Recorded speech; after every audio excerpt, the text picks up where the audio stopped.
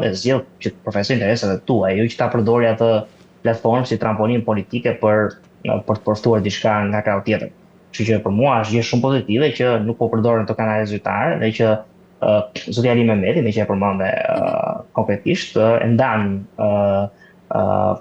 rolin e tij si këshilltar bashkiak nga interesat e tij vetjake politike që janë krejt legjitime siç mund t'i ketë çdo politikan në skazë të keqe. Është qartë. Por reagimin e zotit Berisha si e ke parë se i përket këtij takimi, Ruel? Reagimi i zotit Berisha është një reagim i diktatori, një despoti që nuk do që të ketë zëra kundër tij, sigurisht që të kërkon shtypi çdo lloj revolte, çdo lloj rebelimi brenda partisë që në fakt ka stopuar, s'ka pushuar shoqërinë demokratike që në momentin kur zoti Berisha është bërë kryetar në vitet 90, sepse po kytem pak mbasi Sali Berisha është bërë kryetar dhe mbasi mori peng në vizionin vjetorit, nga Partia Demokratike filluan të fironin intelektualët pos, me të parin dhe Mospakon, por edhe me të tjerë, për shkak të tillë mentaliteti. Ajo parti Grisera që e ka emrin Partia Demokratike nuk ka qenë kur demokratike. Dhe mua nuk është se më kështu shumë për PD, domethënë se unë se kam votuar një herë PD dhe ndoshta s'e votoj kurrë. Por ideja është që duhet t'i themi gjërat ashtu siç janë. Domethënë Partia Demokratike nuk është një parti demokratike. Është një parti e një personi dhe ndoshta edhe familjes tij mbas të arrivit atij personi. Kështu që kur partitë politike nuk i shërbejnë misionit për të cilën ata janë krijuar ose misioni i tyre ka marrë fund, ato parti politike janë destinuar të zhduken nëse nuk reformohen.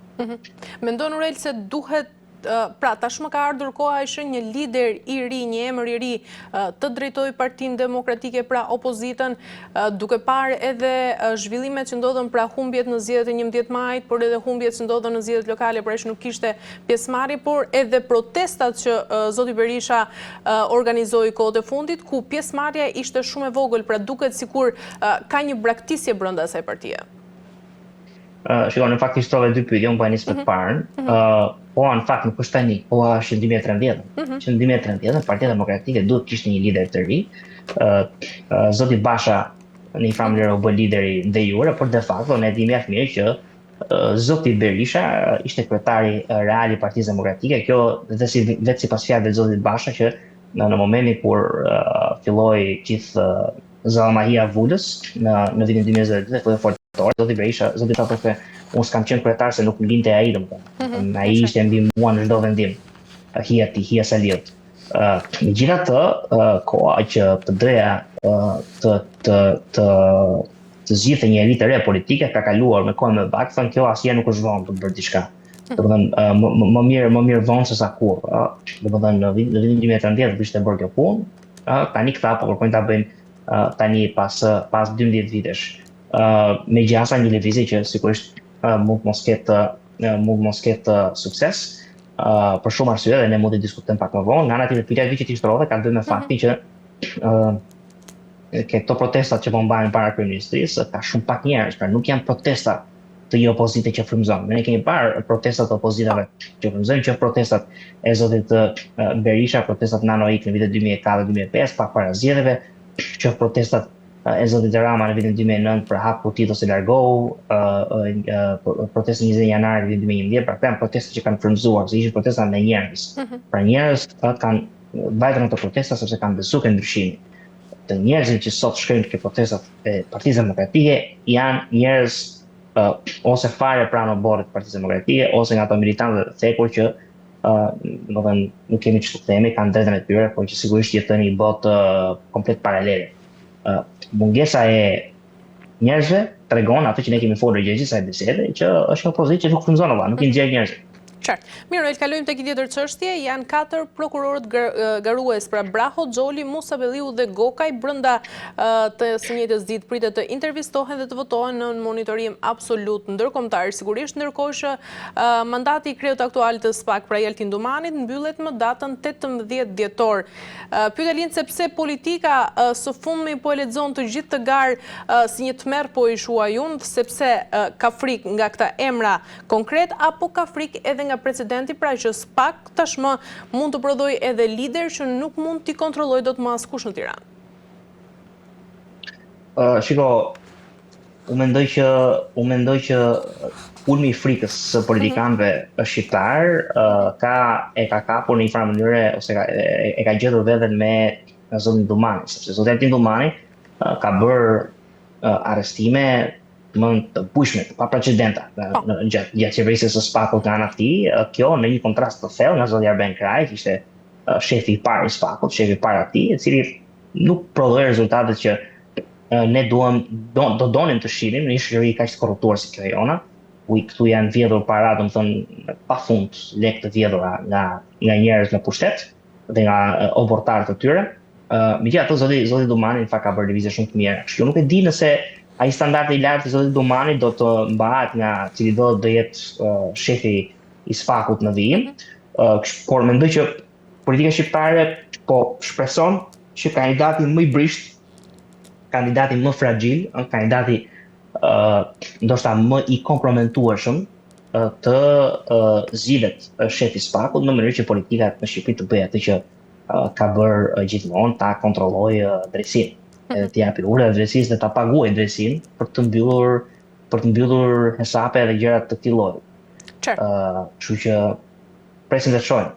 Procesi nga ana tjetër Ruel po ndishet me lup ashtu si thash nga ana e Bashkimit Evropian, por edhe nga ana e Shtetet Bashkuara të Amerikës, por raportohet se tonet brenda KLP-s mes 11 antarëve janë të larta, çka ndoshta tregon kjo edhe tensione dhe mungesë dakordësie të brendshme. Pra kalojmë tek ajo që ti the, ndoshta shohim një ndarje brenda vetë KLP-s ku një palë synon të ketë zgjedhje të pavarura dhe një palë tjetër tenton ndoshta të ruajë edhe atë status quo që i shërben asaj rahatisë politike.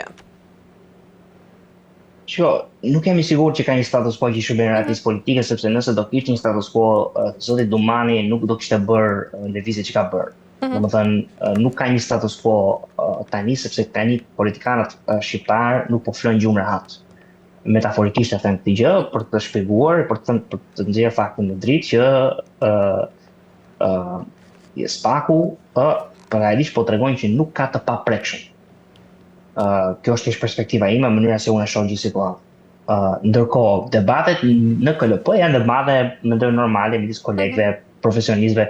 Nuk do doja të hyja në fakt, duke thënë që nuk e njoh mirë profilin e KLP-s, nuk do doja të hyja tek argumentimi pse ka debat apo jo, dhe cilat figura apo palë në KLP duan ruajtur në status quo dhe cilat jo. Gara për shef të SPAK-ut është një garë shumë e rëndësishme, që në fakt ne mund ta krahasonim me garën për kryeminist apo garën për president. Është një garë shumë e rëndësishme si institucion. Këta janë katër profesionistë, janë njerëz të cilët kanë treguar integritetin e tyre profesional, jo më kot nuk janë kandidat të SPAK-ut, bëhet fjalë për një logo të madhe ose një pozicion të madh që atyre do të shtohet në rezume, nëse arrin të pozicion, kuptohet pagat e SPAK-ut janë marramëndse, pra bëhet fjalë edhe për një pagë shumë të mirë, por sigurisht të gjitha vijnë me përgjegjësinë e madhe dhe përbalen me gangrenën e krimit dhe të korrupsionit. Kështu që në këtë sens mendoj që këto debate janë thjesht produkt i tensioneve normale që lindin kur ka gara të këtij lloji. Mirë, Ruel, dje kemi tjetër insert dhe më pas rikthehemi për diskutuar.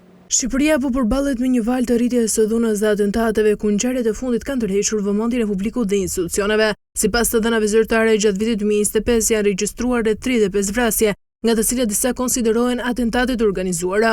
Ngjarjet e fundit përfshin vrasjen me armëzjarrit të Gilmando Danit në zonën e aeroportit të Rinasit, si dhe vrasjen e biznesmenit Elbasan, por e disa plagose të tjera në qytete të ndryshme. Të dhënat tregojnë gjithashtu përdorim të armëve dhe mjeteve eksploziv në disa raste, duke arritur shqetësim mbi sigurinë publike. Autoritetet po vijojnë hetime ndërsa zyrtar paralajmërojnë se disa nga rastet menden ende të pazbardhura. Ekspertët nënvizojnë se ngjarjet lidhen kryesisht me përplasje të grupeve kriminale dhe konflikte për përfitime ilegale. Mirë, Ruel, sa i përket këtij inserti që sapo dëgjuam, si duhet të reagojë shteti, por ndërkaq edhe forcat e rendit ndaj gjithë këtyre shifrave dhe trazirave që po ndodhin tashmë në vendin tonë, nëse do të forcohen të gjitha kontrollet, hetimet, mbrojtja e sistemeve të drejtësisë edhe ambientet publike pra mbas gjithë këtyre zhvillimeve të fundit. Mendoj Kristela që e para njerë duhet niset me diagnozën. Diagnoza është që situata e rendit muajt e fundit, së mos pas zgjedhjeve të 11 majit, ka ardhur në degradim të sipër.